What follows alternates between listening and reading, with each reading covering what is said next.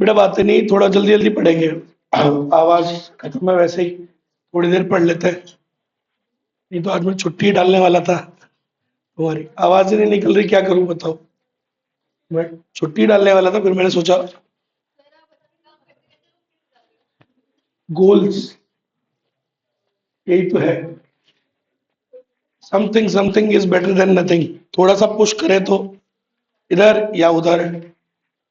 अब एक टॉपिक हो ही जाएगा, कुछ तो कर ही लेंगे। तो देखो, चैप्टर नंबर 2, अपन टॉपिक अच्छा वाला पढ़ रहे थे ना। क्या नाम है टॉपिक का? Michael porter competitive forces. तो वो भी तो बीच में चल रहा था। ये है, एंड भी नहीं हुआ था। कॉम्पिटेटिव डिफरेंशिएशन तो हो गया।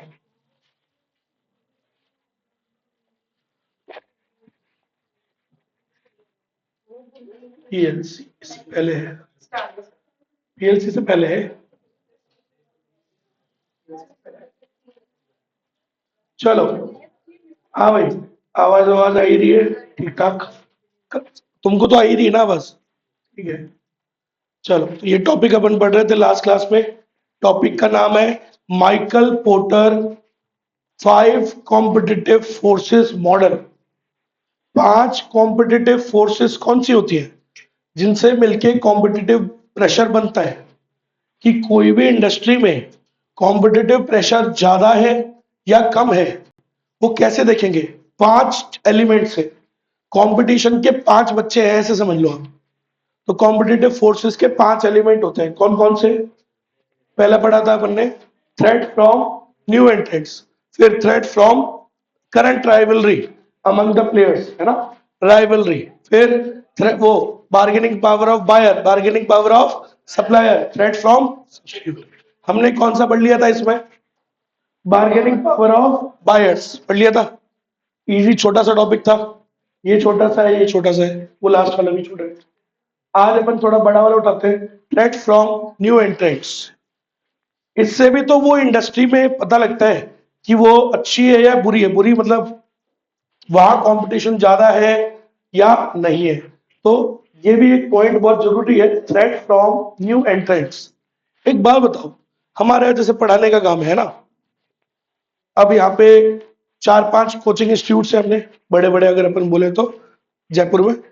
अगर इसमें नए एंट्रेंट्स आएंगे तो उससे क्या प्रभाव पड़ेगा बताओ? If the new firms enter into this business assuming इतने ही बायर्स हैं, मतलब वो सब कुछ अदर फैक्टर्स भी कांस्टेंट, अदर फैक्टर्स सब कांस्टेंट है, सिर्फ क्या हो रहा है, सेलर्स और आ रहे हैं, मतलब और कोचिंग आ गए 2-3, उससे क्या होगा? सोचो, बताओ क्या होगा? सप्लाई बढ़ जाएगी, डिमांड तो उतनी है ना। सप्लाई सप्लाई बढ़ेगी भाई, पहले से ज्यादा होगा, सप्लाई बढ़ेगी, उससे क्या होगा? बायर्स तो उतने ही ना, लेकिन डिमांड उतनी, बेचने वाले ज्यादा हो गए। अब बेचने के लिए प्राइस को क्या करेंगे भाई? In order to compete they will reduce the price. सस्ता सस्ता करके बेचेंगे। प्राइस कम करने से क्या होगा फिर? प्रॉफिट्स क्या हो जाएंगे? कम। समझ गए? तो प्रॉफिट्स पे प्रभाव पड़ता है ना नई फर्म्स के आने से। सही है। अगर नई फर्म्स आएंगी तो सप्लाई बढ़ जाएगी, सप्लाई बढ़ जाएगी तो क्या होगा? Price will reduce, price will reduce तो प्रॉफिटेबिलिटी विल रिड्यूस। आया समझ में? तो मतलब न्यू एंट्रेंट्स तो बड़ी खतरनाक चीज है सर। तो अगर आप जिस इंडस्ट्री में हो तो क्या चाहते हो आप कि आए, ऑलरेडी आप हो उसमें, so what do you want? That new firms can easily come or not? Not. So you have to create barriers. Industry कौन सी अच्छी होती है जाने के लिए? जहां पे नई फर्म्स इजीली ना आ पाए। तभी तो तुम्हारी हमेशा क्या बनी रहेगी? प्रॉफिटेबिलिटी। अगर मैं बोलूं टेलीकॉम है, टेलीकॉम में हर कोई मुंह उठा के आ नहीं पाता ना। याद करो, एक वो भी पढ़ा था हमने फाउंडेशन में मार्केट चैप्टर के अंदर, freedom of entry and freedom of exit. किस मार्केट में फ्रीडम ऑफ एंट्री और एग्जिट होती थी? परफेक्ट कंपटीशन में, मोनोपोलिस्टिक में, दोनों में। इन दोनों ही मार्केट्स में लॉन्ग रन में कौन से प्रॉफिट्स होते थे? नॉर्मल। क्यों? क्योंकि सर सुपर नॉर्मल हो भी नहीं सकते ना, क्योंकि एंट्री और एग्जिट ओपन है।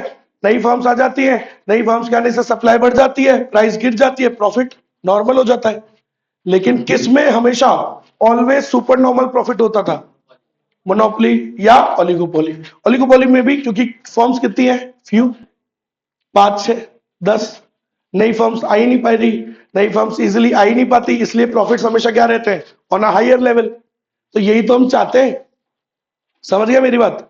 आप ये मान लो कि अपन उसमें है ऑलरेडी, तो अपन क्या चाहते हैं, बढ़िया इंडस्ट्री कौन सी हुई, जहां पे न्यू फर्म्स इजिली ना आ पाए।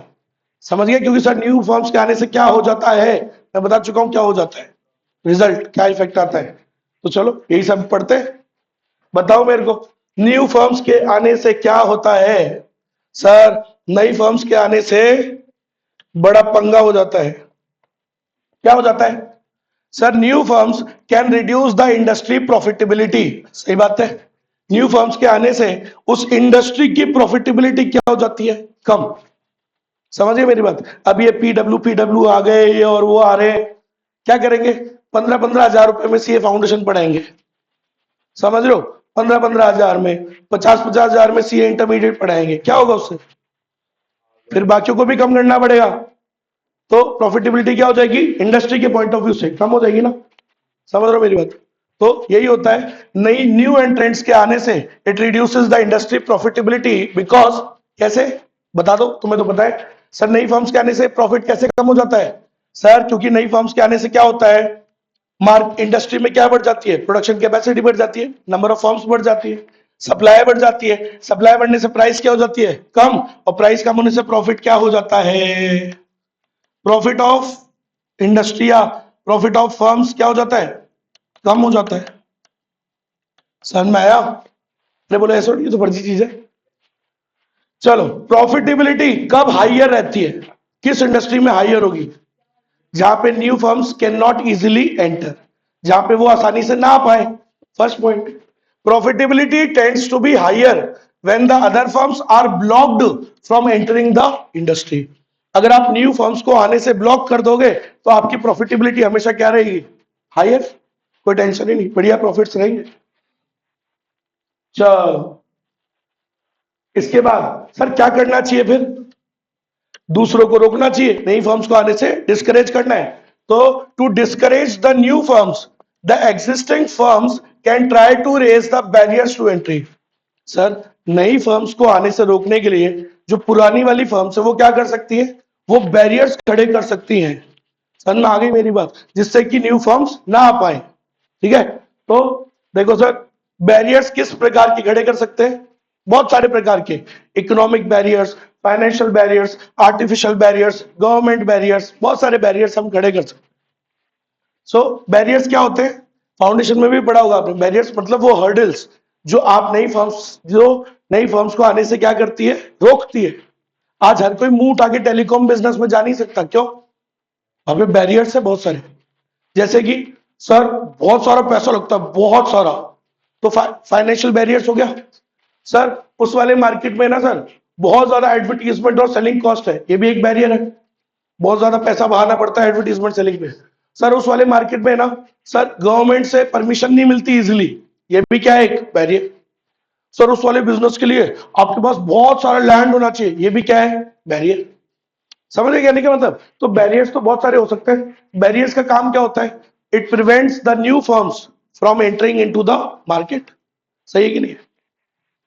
चलो, अब कौन कौन से बैरियर्स खड़े कर सकते हो आप, बस ये नाम याद रखना अच्छे से, 6 पॉइंट मिनिमम, 5 नंबर का क्वेश्चन आता है। ये तो इंट्रोडक्शन है। पहले आप ये बताओगे थ्रेट ऑफ न्यू एंट्रेंट्स में क्या होता है। सर प्रॉफिटेबिलिटी इंडस्ट्री में तभी हाइयर रहेगी जब न्यू फर्म्स के लिए आप क्या करोगे, एंट्री को ब्लॉक। फिर सेकंड पॉइंट में बताओगे न्यू फर्म्स के आने से क्या होता है सर, प्रॉफिटेबिलिटी कम हो जाती है, क्यों, क्योंकि सप्लाई बढ़ जाती है, सप्लाई बढ़ने से प्राइस कम हो जाती है, प्राइस कम होने से प्रॉफिट कम हो जाता है। तो आपको क्या खड़े करने हैं, बैरियर्स। अगर आप चाहते हो कि आपकी प्रॉफिटेबिलिटी बनी रहे तो you have to discourage the new firms, नई फर्म्स को आने से क्या करना है, डिस्करेज करना है। हिंदी में क्या बोलते हैं डिस्करेज करने को, नहीं नहीं एक और वर्ड बताओ। एनकरेज करना मतलब प्रोत्साहित करना, डिस्करेज करना मतलब वाह, तुम्हारी तो मेरे से भी बुरी है हिंदी। तो चलो समझ गए। तो डिस्करेज करने के लिए क्या करेंगे सर, बैरियर्स रेस करेंगे। बैरियर्स क्या होते हैं सर, वो हर्डल्स जो नई फर्म्स को आने से रोकती हैं। It can be of many types, artificial barriers, legal barriers, financial barriers, समझ लो बहुत सारे बैरियर्स, लाइसेंसिंग बहुत सारे होते हैं। अब तो बहुत सारे पॉइंट्स है, कितने हैं? 6 7 पॉइंट्स है आंसर में, मिनिमम मिनिमम 6 पॉइंट्स। समझ में आ गई मेरी बात? ठीक, अगर डायरेक्ट क्वेश्चन हो तो मिनिमम, अगर केस स्टडी हो तो 1 नंबर तो पहचानने का होता है कई बार, तो अगर उसमें कुछ आइडेंटिफाई करने का जब होता है ना, तो 1 नंबर तो उसका हो गया, फिर आप 5 पॉइंट लिख सकते हो। लेकिन अगर डायरेक्ट क्वेश्चन आया और तुमने 5 ही लिखे, तो उसको तो पता है कि 7 नंबर 7 पॉइंट थे इसमें। समझ में आया कहने का क्या मतलब है? अगर डायरेक्ट क्वेश्चन आ रहा है, यार बोला कि थ्रेट ऑफ न्यू एंट्रेंट्स में बैरियर्स कौन कौन से होते हैं, तो कितने लिखोगे? फिर तो 6 लिखने पड़ेंगे मिनिमम। लेकिन अगर कोई केस स्टडी में बना के आया कि पहले पहचानो कि ये कौन सा वाला थ्रेट है, फिर उसके पॉइंट्स बताओ, तो पहले पहचानने का भी तो 1 नंबर हो गया, फिर आप 5 पॉइंट भी काम कर जाएगा। समझ में आई मेरी बात? ये होता है तरीका। चलो, सो पहला बैरियर आप क्या रेस, जो एग्जिस्टिंग फर्म्स है वो क्या रेस कर सकती है? Capital requirement. अब सुन लो, मतलब एक तरीके से समझ लो, ये एग्जांपल्स हैं सर। कैपिटल रिक्वायरमेंट भी क्या होता है? एक तरीके का बैरियर। अगर उस इंडस्ट्री में कैपिटल रिक्वायरमेंट ज्यादा है, कैपिटल रिक्वायरमेंट मतलब कैपिटल क्या होता है? चीजें खरीदने के लिए, है ना? तो पैसे की जरूरत होती है। अब कैपिटल 2 प्रकार की होती है, फिक्स्ड कैपिटल और सर्कुलेटिंग कैपिटल। समझ रहे? फिक्स्ड असेट्स, करंट असेट्स, ये सब। अच्छा, बिजनेस में पैसा क्या पे लगाते हैं? फिक्स्ड असेट में और करंट में। अब मैं कह रहा हूं, मान लो बहुत ज्यादा, तो सिंपल इसको ऐसे समझो, जिसमें बहुत ज्यादा कैपिटल रिक्वायरमेंट है वहां पे न्यू फर्म्स इजीली नहीं आ पाएगी, और जहां कैपिटल रिक्वायरमेंट कम है, कुछ पैसा ऐसा कुछ लगता ही नहीं इन्वेस्टमेंट, तो वहां तो इजीली कौन आ जाएगी? नई फर्म्स। आज आपकी इच्छा है, रात को मान लो इच्छा हुई, बोलो सर सब्जी का ठेला लगाएंगे, लगा लो। कोई, क्योंकि उसके अंदर कोई कैपिटल रिक्वायरमेंट ज्यादा नहीं है, बोलो सर फूड का काम करेंगे, कर लो, उसके अंदर कैपिटल रिक्वायरमेंट ज्यादा नहीं है। बोलो सर टेलीकॉम में जाएंगे, अरे नहीं, अरे क्यों मजाक कर रहे हो बेटा, सुबह। समझ गए? क्योंकि वहां पे कैपिटल रिक्वायरमेंट क्या है? ज्यादा। तो कैपिटल रिक्वायरमेंट भी एक तरीके का क्या होता है? बैरियर। हर कोई मुंह उठा के वो बिजनेस नहीं कर सकता, ठीक है? सो कैपिटल रिक्वायरमेंट जहां पे ज्यादा होगी वहां पे बैरियर्स ज्यादा होंगे, न्यू फर्म्स, न्यू एंट्रेंट नहीं आ पाएंगे, और आपकी प्रॉफिटेबिलिटी हमेशा शानदार। आ ही नहीं पाएंगे ना। टेलीकॉम की तरफ से सोचो, कैपिटल रिक्वायरमेंट बहुत ज्यादा लगती है सर टेलीकॉम बिजनेस करने के लिए, प्लांट प्लांट बनाना पड़ेगा, फिर पूरे इंडिया में नेटवर्क लगाना पड़ेगा, बहुत खर्चे का काम है, तो कैपिटल रिक्वायरमेंट बहुत हाई है, तो इसीलिए barriers are very high. New firms can not easily enter, कोई हर कोई मुंह उठा के आ ही नहीं सकता, इसलिए वहां पे हमेशा प्रॉफिटेबिलिटी क्या रहेगी? बोलो, प्रॉफिटेबिलिटी हमेशा क्या रहेगी उस टेलीकॉम इंडस्ट्री में? हाई। सब कमाते हैं ताबड़तोड़। समझ गया? क्योंकि इंडिया में कितनी है? 5, बाकी आ ही नहीं पा रहे ना, इतना आसान नहीं है आना। समझ गए? चलो, तो जो फर्म्स के पास पैसा नहीं है वो इजीली आ ही नहीं पाएगी, और आ ही नहीं पाएगी तो फर्म्स फ्यू रहेगी, और फ्यू फर्म्स रहेगी तो प्रॉफिटेबिलिटी हाई रहेगी। दूसरा चीज, इसका वैसे वर्षा कर लेना, इकोनॉमीज ऑफ स्केल। अब सुनो, इकोनॉमीज ऑफ स्केल क्या होता है? सर जब हम लार्ज वॉल्यूम पे प्रोड्यूस करते हैं तो पर यूनिट कॉस्ट क्या आती है? कम। अब सोचो, पार्ले जी कितने सारा बनाता होगा, पार्ले जी का आउटपुट लेवल क्या होगा? बहुत ज्यादा, तो उसकी पर यूनिट कॉस्ट क्या आती होगी? बहुत ही कम। तो ये चीज भी बाकी फर्म्स को आने से क्या करती है? रोकती है। बोले यार पार्ले जी से तो कम बेच सकते हो क्या तुम? तो अपने आप it will prevent you the other firms, new firms from entering into the industry. बोले नहीं नहीं यार, पार्ले जी जितनी कॉस्ट थोड़ी कम हो सकती है हमारी, पार्ले जी इतना सारा बनाता है, हमारी तो उसको तो इकोनॉमीज ऑफ स्केल मिलती है। समझ गए? तो इकोनॉमीज ऑफ स्केल भी एक तरीके का क्या है? बैरियर, जिससे कि नई फर्म्स उस इंडस्ट्री में नहीं आएगी। वो क्या नाम है उसका? Indian railways. इंडियन रेलवेज इतने लार्ज स्केल पे ऑपरेट कर रही है, उसकी भी पर यूनिट कॉस्ट क्या आती है? बहुत कम। तो उससे कोई भिड़ नहीं सकता, तो इसीलिए ये भी एक बैरियर के तरीके का काम करती है। ठीक है, कि बोले यार इतनी पर यूनिट कॉस्ट कम पे तो काम कर ही नहीं पाएंगे अपन, तो ये भी एक क्या है? बैरियर। समझ गए? सो जब कोई भी इंडस्ट्री में बड़ी बड़ी कंपनी लार्ज स्केल पे काम करती है तो उनकी पर यूनिट कॉस्ट क्या आती है? कम। और ये चीज भी नई फर्म्स को आने से रोकती है। बोले यार उनसे भिड़ना है तो इतना तो बना ही नहीं पाएंगे अपन। समझ गए? ये है। So economies of scale decreases per unit cost. सही बात है। As per unit cost decreases as production volume increases. ठीक है, तो जैसे जैसे क्या होता है, प्रोडक्शन वॉल्यूम बढ़ता है, जितना ज्यादा आप बनाओगे पर यूनिट कॉस्ट आपकी क्या आएगी, कम, और ये भी नई फर्म्स को आने से रोकेगी। It will act as a barrier, समझ में आ गई मेरी बात, it will discourage the new entrants, and आपकी प्रॉफिटेबिलिटी हमेशा क्या रहेगी, हाई। प्रोडक्ट डिफरेंशिएशन, देखो प्रोडक्ट डिफरेंशिएशन क्या कह रहा है ये, product differentiation creates, product differentiation मतलब क्या होता है, यूनिकनेस लाना, कुछ ना कुछ अलग, प्रोडक्ट फीचर्स बढ़िया डालना, reinforcing the entry barriers by escalating the new entrants cost. एक बात बता दो, मान लो कोई इंडस्ट्री है जहां पे बहुत ज्यादा प्रोडक्ट डिफरेंशिएशन होता है, बार बार यूनिक फीचर्स, इनोवेशन हो रहे हैं, बार बार उसमें बड़ी बड़ी कंपनियां नया नया कुछ करे जा रही है, तो सर ये चीज भी नई फर्म्स को आने से रोकेगी।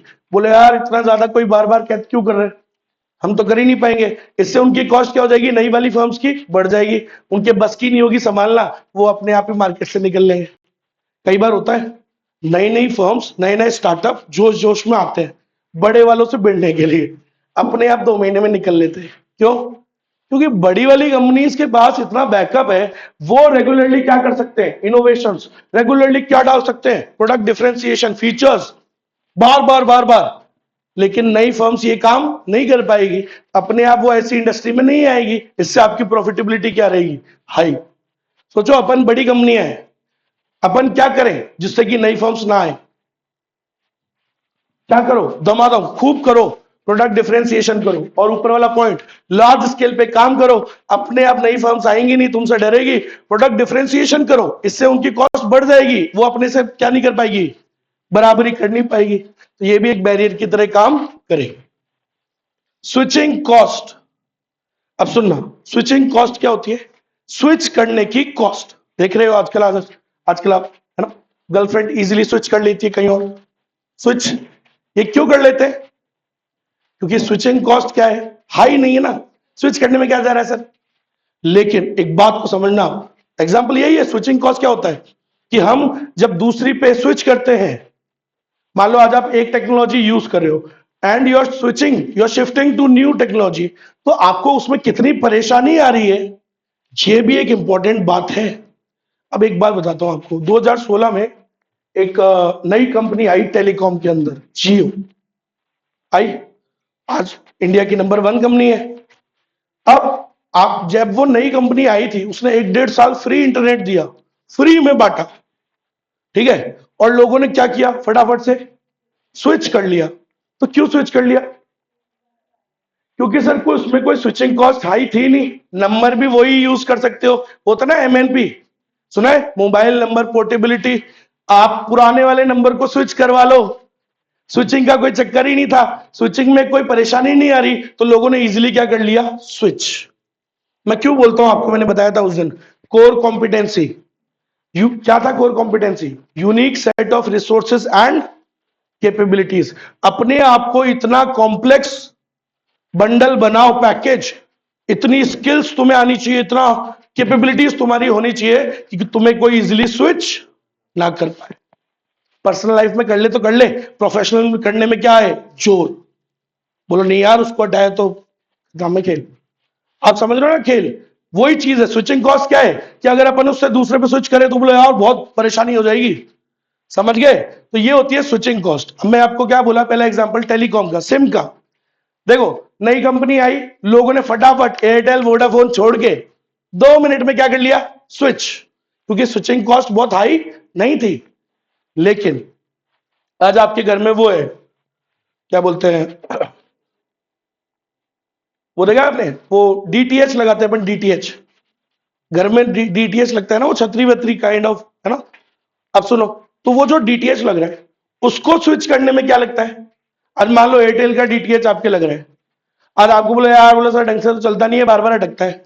अब अगर आप उससे स्विच करो टू टाटा स्काई, तो अब स्विचिंग कॉस्ट कितनी लगेगी, तो सर पूरा सिस्टम बदलेगा, वो सारी छतरी बदलेगी, डीडो सेट टॉप बॉक्स नया आएगा, वो अपना नया वायरिंग डालेगा, ये और वो, 2-3 हजार रुपए का नाटक है क्या, अरे हाँ ना, तो बोलो, कहने का मतलब समझ रहे हो, यहाँ पे यहाँ 2-3 हजार रुपए लगेंगे, और ऊपर से स्विचिंग कॉस्ट कितनी हो गई, 2-3 हजार रुपए हो गई। सर क्यों फालतू टेंशन लेना, समझ रहे हो, यहां आदमी फिर सोचेगा, बोले यार फालतू 2-3 हजार रुपए बढ़ जाएंगे सर, स्विचिंग कॉस्ट हाई है, आपका सिम के अंदर कोई स्विचिंग कॉस्ट था ही नहीं, 2 मिनट में स्विच मार लिया तुमने। एक और एग्जांपल देता हूं, तुम मान लो विंडोज का पूरा डेस्कटॉप यूज करते हो, है ना, विंडोज वाला समझते हो ना, अरे विंडोज नॉर्मल वाला जिसमें वो विंडोज लगी होती है, विंडोज 11 12 कौन सी चल रही है अभी आजकल, लेटेस्ट कौन सी आ रही है, 11। तो विंडोज 11 डला हुआ है, सारा सिस्टम तुमने उसी हिसाब से बनवा रखा है, सुनना, कीबोर्ड कीबोर्ड ये सब कुछ अड़ंगा उसी हिसाब से। अब कोई आपका दोस्त बोल रहा है, बोला यार एप्पल का ही खरीद ले यार। अब तुमने भी सोचा, बोला यार चलो खरीद ही लेते, फिर तुमने दिमाग लगाया, बोला यार ये तो, अब एप्पल का तो सब कुछ फिर क्या खरीदना पड़ता है, सब कुछ पूरा सिस्टम इको सिस्टम उसी का खरीदना पड़ेगा, माउस भी उसी का लगेगा, कीबोर्ड भी उसी का लगेगा। आप समझ लो कहने का मतलब, स्विचिंग कॉस्ट क्या हो गई, बहुत high, because you have to replace bloody everything. अब आप समझे, तो यहां स्विचिंग कॉस्ट क्या है, हाई, तो लोग इजिली स्विच नहीं करेंगे। अब मेरी बात को सुनना, ये हमारी कहां लग रही है बात, हमारे टॉपिक में, अब बता दो कहां लग रही है। आपका प्रोडक्ट अगर ऐसा है जहां स्विचिंग कॉस्ट बहुत हाई है, no one can easily switch from your product to another product easily, उसको परेशानी आएगी। तो सर इससे क्या होगा, नई फर्म्स अपने आप उसमें नहीं आएगी, सोचो, क्योंकि उनको पता है कि यार लोग स्विच करेंगे ही नहीं यार, लोगों की तो आदत पड़ी हुई है पुराने वाले सिस्टम से, दे विल नॉट स्विच। बोले क्या मतलब है उस इंडस्ट्री में जाने का, नहीं रहने दो। मान लो मैं भी विंडोज के जैसे कुछ नया, विंडोज आईओएस के जैसे कुछ नया सॉफ्टवेयर बनाया मैंने कंप्यूटर वाला, अब मैं उस इंडस्ट्री में आऊंगा ही नहीं, क्यों, मेरे को पता है ना, मैंने कहा लोग स्विच ही नहीं करेंगे यार, इतनी स्विचिंग कॉस्ट बहुत हाई है, दे विल नॉट स्विच। समझ गए, तो स्विचिंग कॉस्ट हाई जितनी होगी उतना उतना नई फर्म्स, उतना लोग इजीली स्विच नहीं करेंगे नई कंपनी की तरफ, नई कंपनी कितनी भी आ जाए they will not switch to new firms, और इससे क्या होगा, न्यू फर्म्स अपने आप ही क्या हो जाएगी, डिस्करेज। बोला नहीं यार उस इंडस्ट्री को तो छोड़ ही दो, उसमें लोग स्विच ही नहीं करते दूसरे पे। समझ रहे हो मेरी बात, बहुत सारे आए और बहुत सारे गए, विंडोज और आईओएस के अलावा कोई आया ही नहीं फिर उसके अंदर। आज आईओएस भी एक तरीके से क्या करता है, चल रहा है क्योंकि वो एप्पल की कंपनी है, क्योंकि उसका बैकअप अच्छा है, अदरवाइज विंडोज एक तरफा मार्केट लेके बैठा है दुनिया का। समझ लो कहने का मतलब, ये डेस्कटॉप लैपटॉप में, समझ लो एक तरीके से कहने का क्या मतलब है, क्यों, क्योंकि उसमें स्विचिंग कॉस्ट क्या है, बहुत ज्यादा हाई।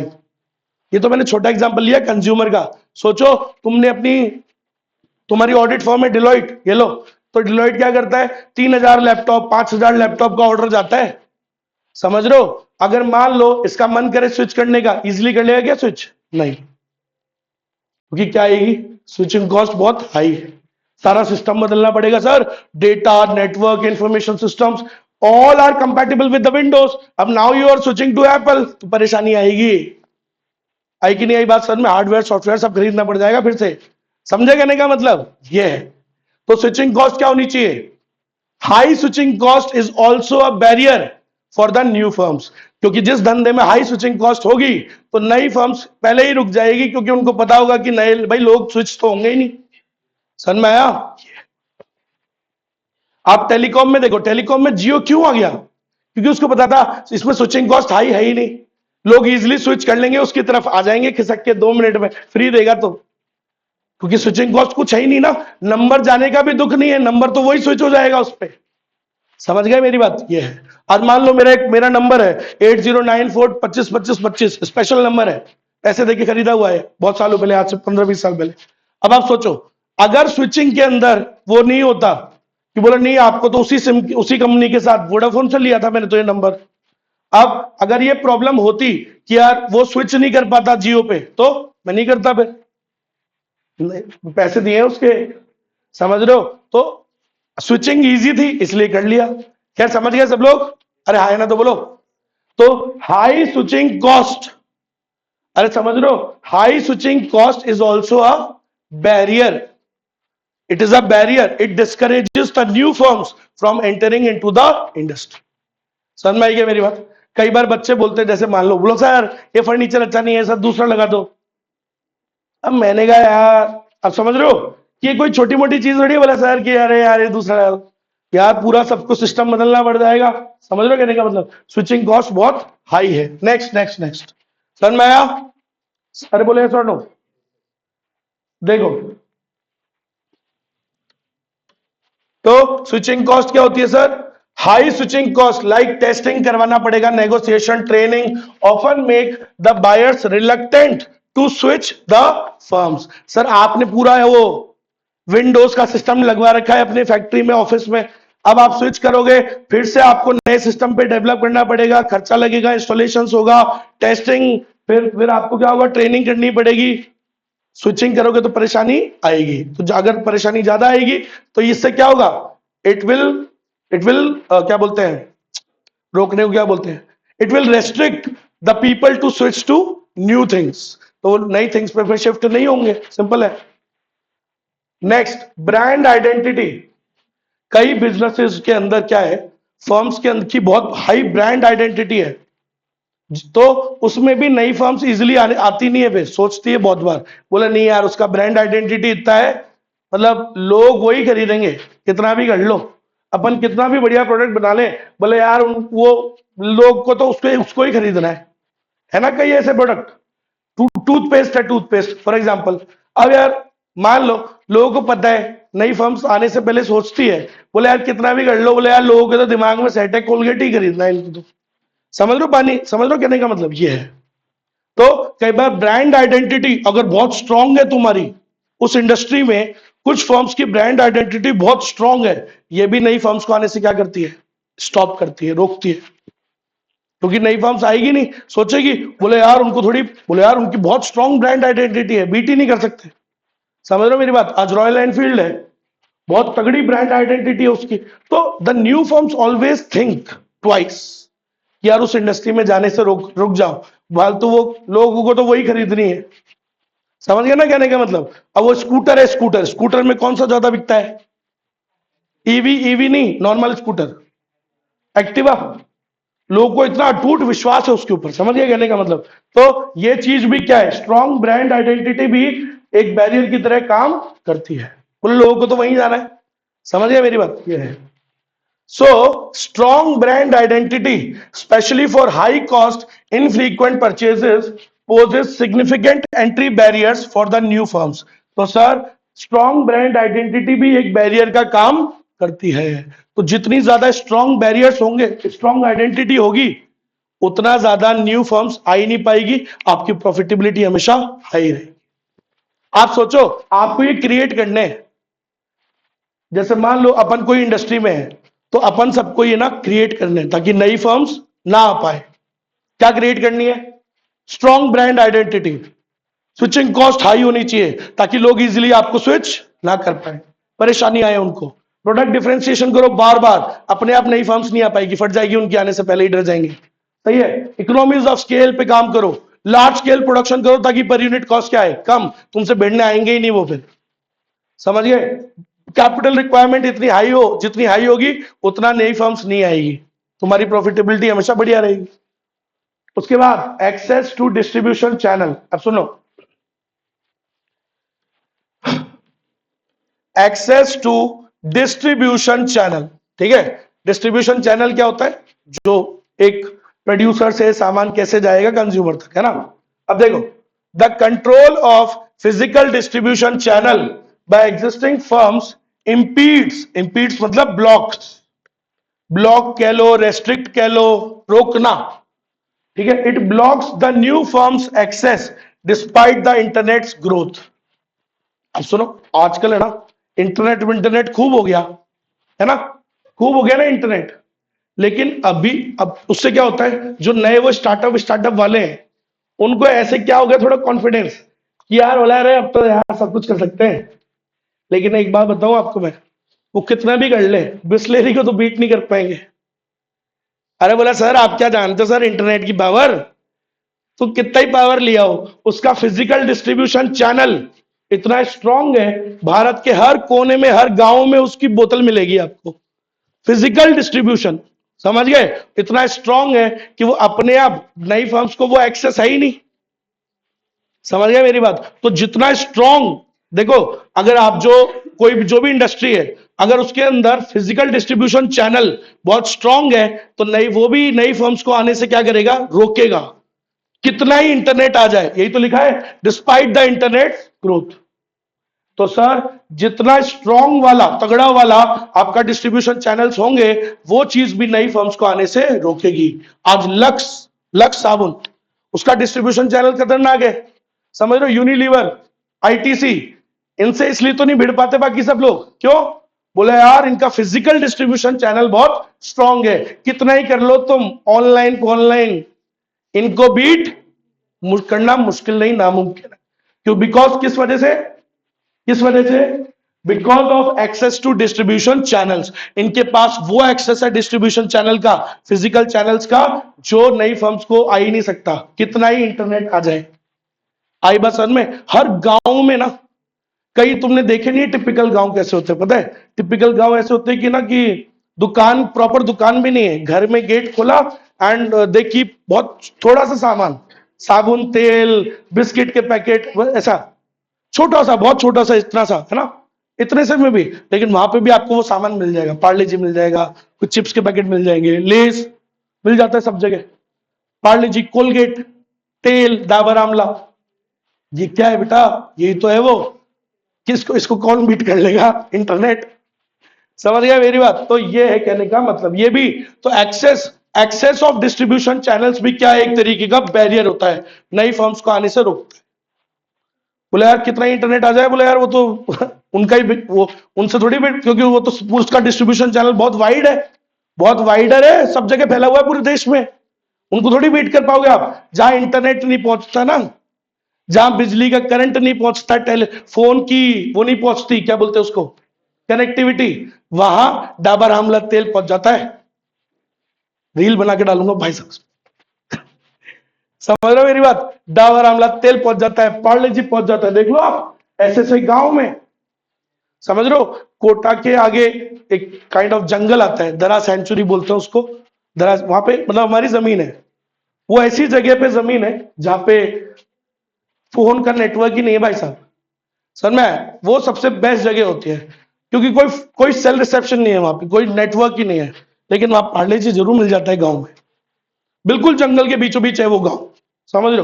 वहां पे लोग भी वही है जो हमने रखे हुए हैं, बस उतने ही है, 20-25 लोगों का एक फैमिली है, वो जिनको हमने रखा हुआ है to take care of the firm, और खुद उनका भी गुजारा उससे ही हो जाता है, समझ गए? तो अब सोचो, नेटवर्क नहीं है लेकिन, रोड नहीं है लेकिन पार्ले जी है। ये है, कितना ही इंटरनेट लिया हो आप, उन कंपनीज को बीट नहीं कर सकते। आए समझ में?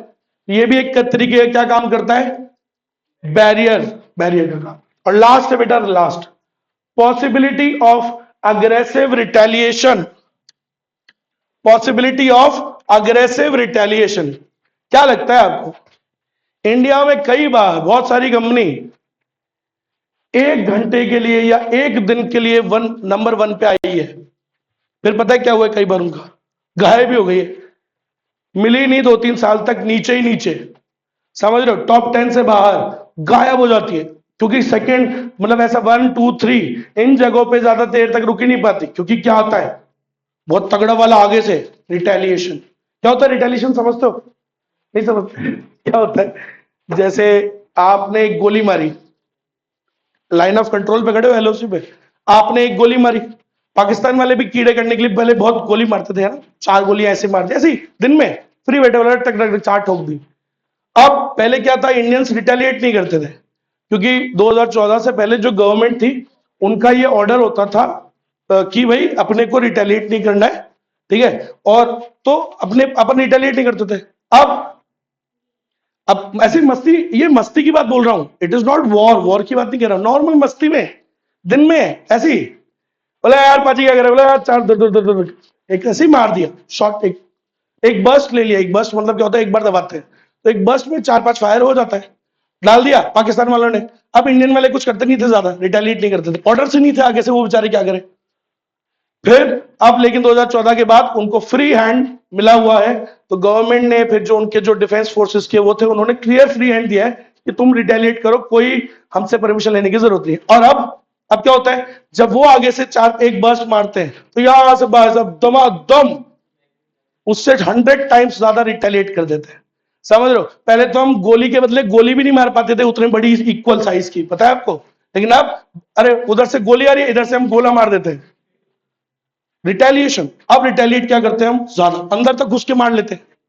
पहले भी मारते थे, देखो ऐसी बात नहीं है, लेकिन पहले क्या है, गवर्नमेंट का सपोर्ट के बिना मारते थे। आपको बताता हूं मैं, देखो फौज में ना बदला तो लेते हैं, ऐसा नहीं है अब लेते हैं, पहले भी लेते थे।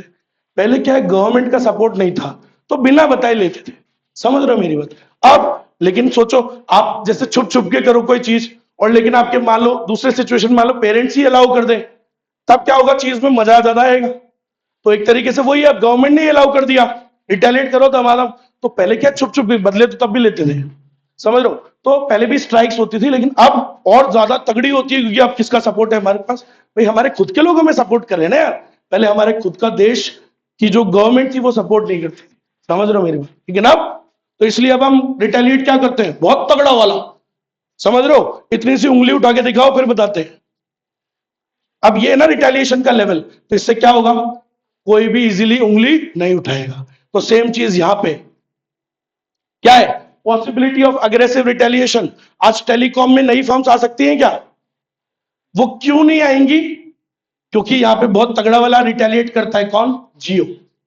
अब समझ रहे हो कहने का मतलब, नई फर्म्स आने से डरेगी, बोला नहीं यार वो जियो रिटेलिएट करेगा, हालत खराब कर देगा, बर्बाद करके छोड़ेगा।